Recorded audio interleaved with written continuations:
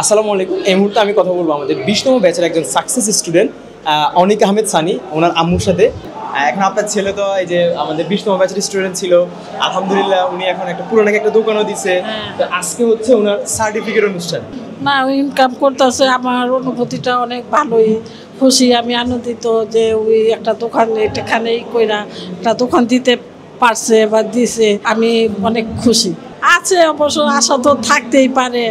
আমার আশা আছে যে হ্যাঁ ওই আরো একটু বড় করুক, দোকানটা সুন্দর করুক, আর উন্নত করুক। না, আলহামদুলিল্লাহ আমার ছেলে অনেক ভালো। আমি দোয়া করি এরকম সব ছেলেরাই যাতে সফলতা হয়, ভালো থাকে। উনি কিন্তু অলরেডি আমাকে বলছিল যে আপনার ছেলে আমাকে বলছিল যে স্যার ইনশাল্লাহ আমার ইচ্ছা আছে যে আমি আরো 2জন লোক নিব দোকানে, আমি একা পারতেছি না। তাইলে উনি নিজের ইনকামের পথটা খুলছে আরো 2জনের কিন্তু ইনকামের পথটা কিন্তু উনি খুলে দিচ্ছে। হ্যাঁ হ্যাঁ, সেটাই আশা রাখছি যাতে ওই আরো একটু বড় হোক, ওই ইনকাম করে আরো 2টা ছেলে হয়তো কইরা ওই। থ্যাংক ইউ আন্টি, ভালো থাকবেন।